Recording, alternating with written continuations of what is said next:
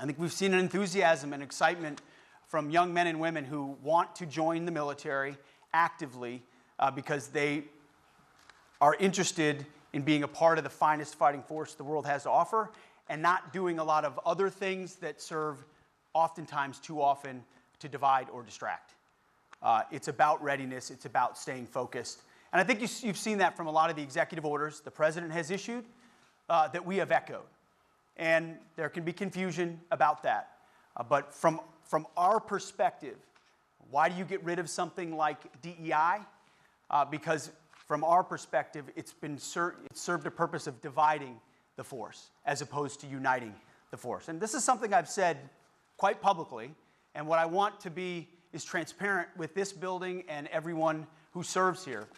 Say the same thing in public that we say in private, which I hope you'll find from us. I think the single dumbest phrase in military history is our diversity is our strength. I think our strength is our unity. Our strength is our shared purpose, regardless of our background, regardless of how we grew up, regardless of our gender, regardless of our race. In this department, we will treat everyone equally. We will treat everyone with fairness. We will treat everyone with respect. And we will judge you as an individual by your merit and by your commitment to the team and the mission. That's how it has been. That's how it will be. Any inference otherwise is meant to divide or create complications that otherwise should not and do not exist. I've served across my career with amazing men and women from all backgrounds.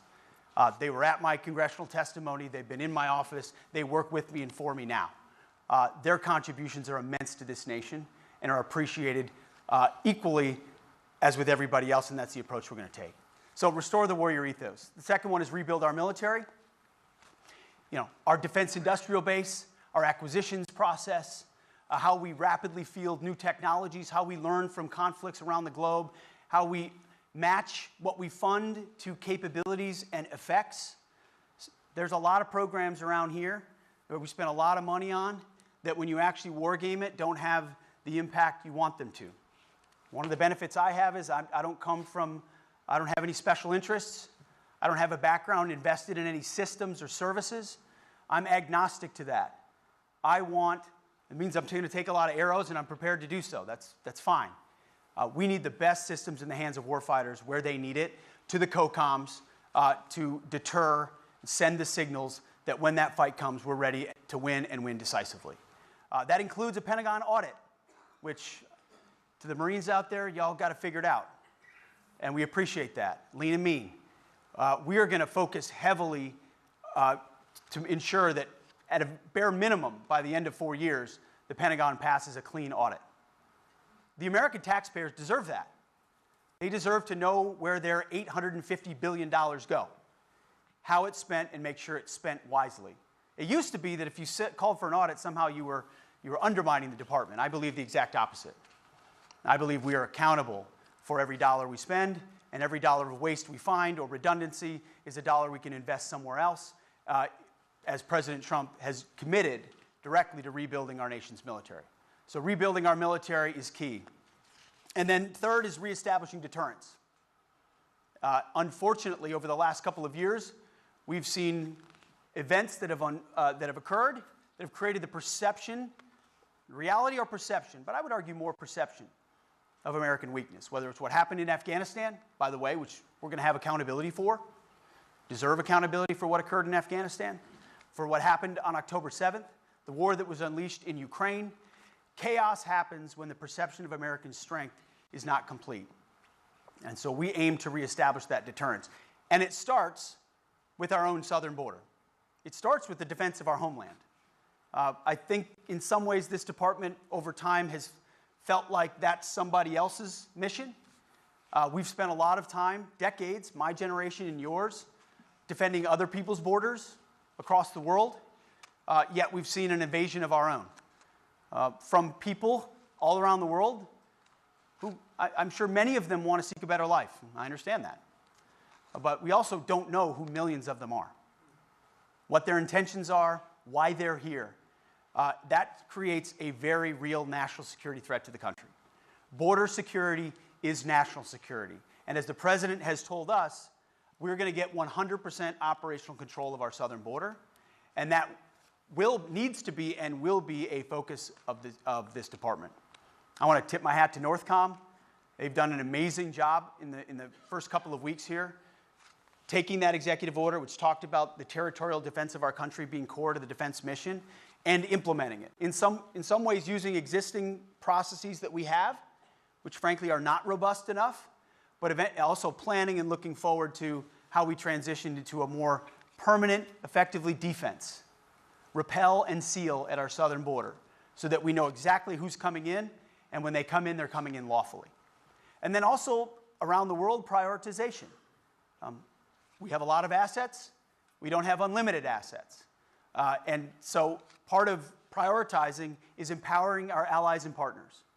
We need to lead the world, there's no doubt.